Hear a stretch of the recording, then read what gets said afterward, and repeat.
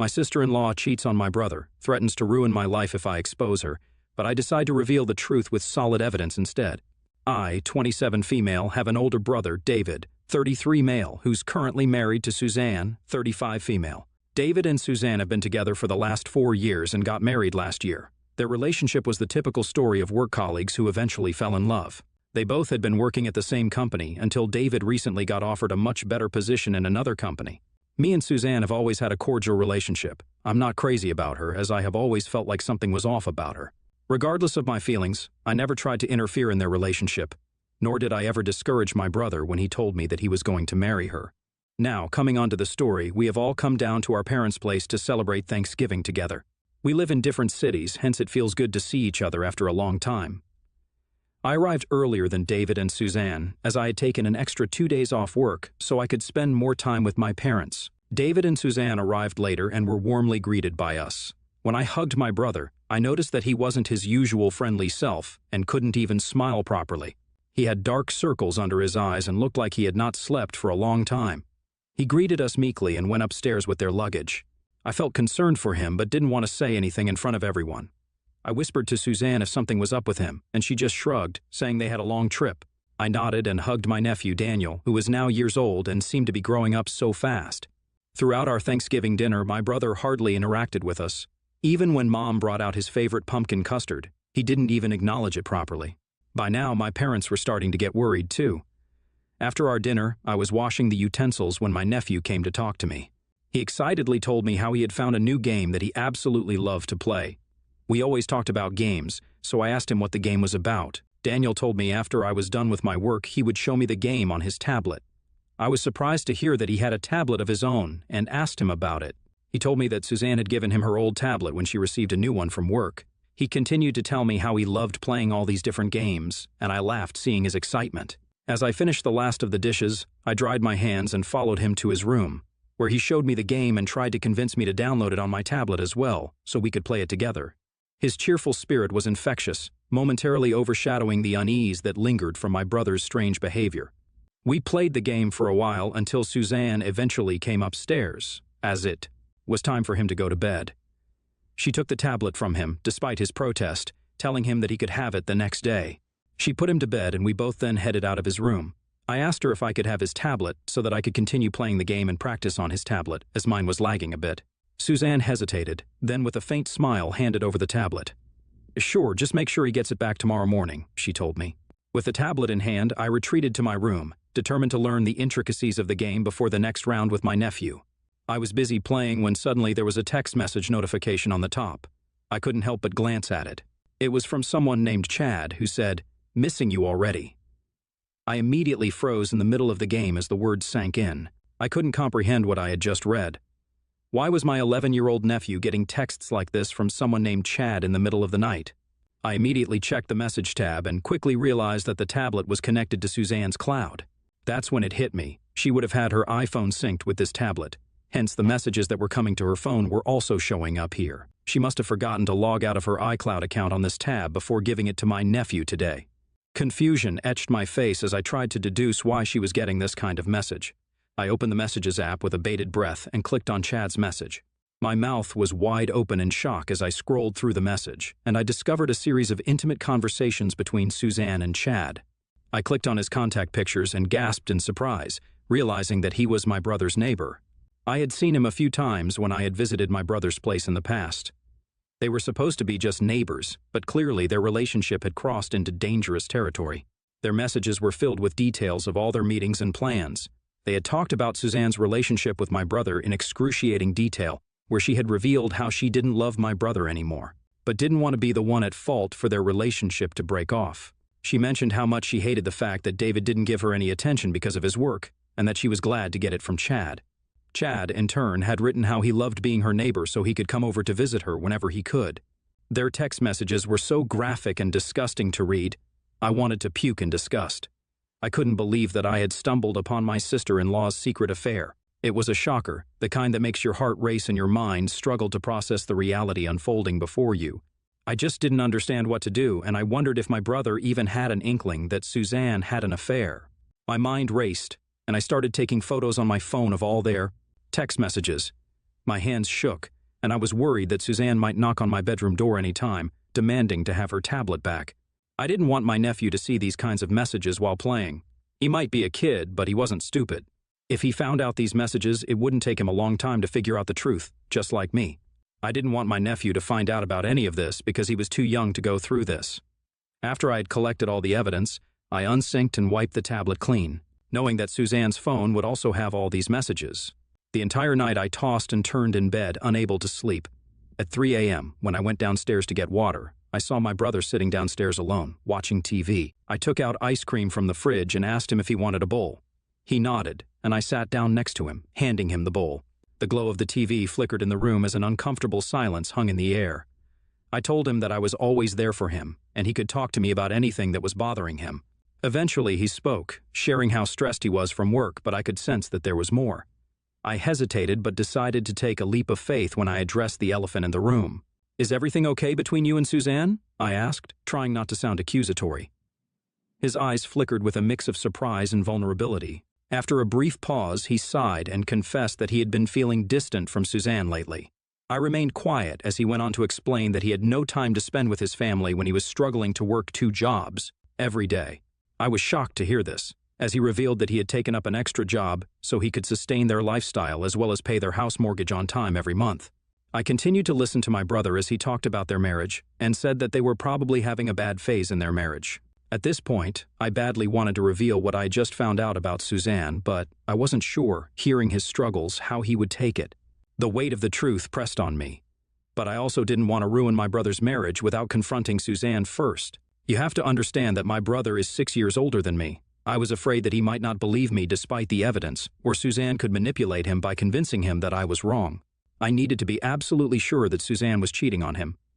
The next day, I offered to take her out for a relaxing spa day, to which Suzanne immediately agreed. We had a great time, and then I took her out for lunch. While we were eating, I decided to precariously ask her about Chad. Hearing his name, Suzanne immediately froze mid-eating and looked up at me.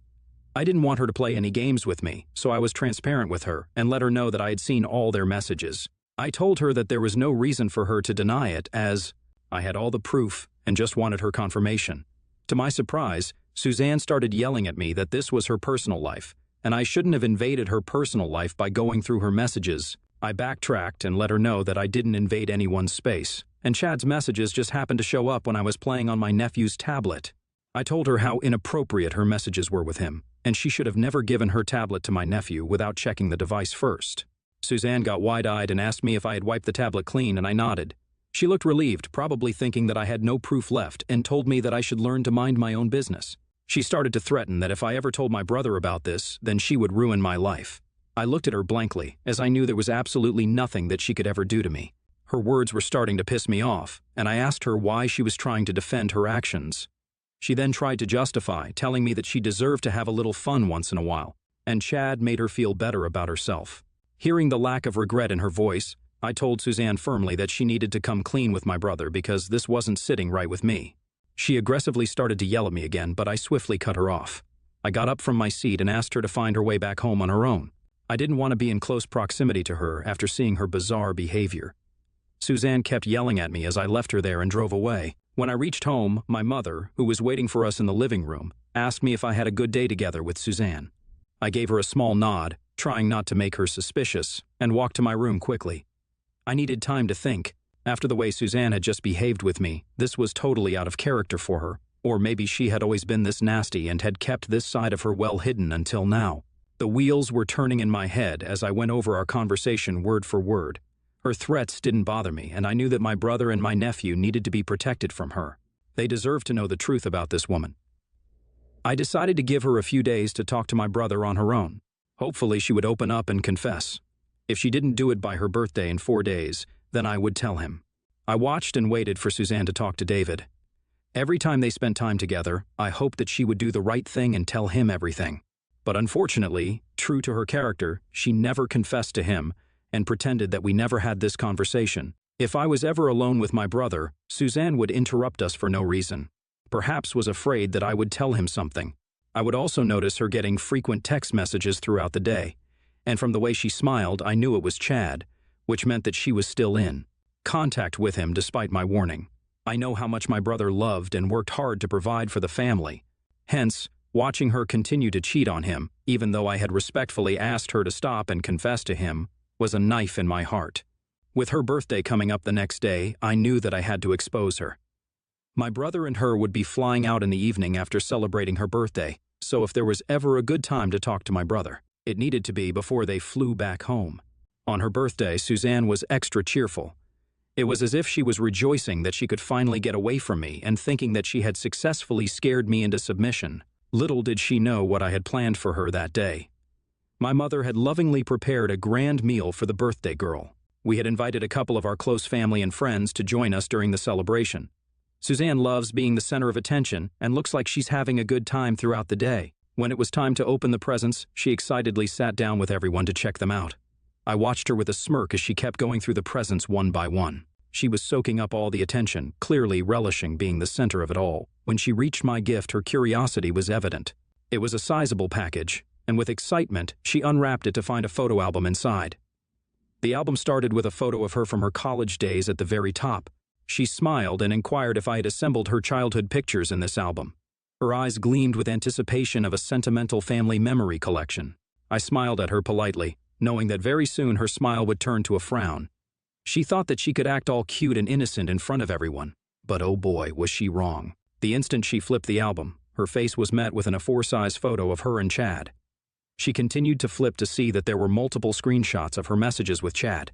My mother and my brother, who was sitting on either side of her, leaned in to read the contents. My mother gasped, immediately realizing what this was, and my brother wore a look of confusion. Suzanne hastily tried to close the album, but my brother was quick. He snatched the album from her hands and stood up to go through the pages. At this point, everyone knew that something was wrong, and they kept exchanging glances. My dad, sensing something amiss, inquired loudly if there was a problem, and we watched as Suzanne's face turned 50 shades of pale, realizing that she couldn't run away from the truth anymore. Her angered gaze met mine, but I maintained eye contact, conveying through my stare that I wasn't about to back down. I had carefully considered this course of action, even if it seemed extreme. She was the one who had chosen unfaithfulness, and it was time for her to face the consequences. After furiously flipping through the pages, my brother looked directly at me and asked if it was all true. I nodded in affirmation.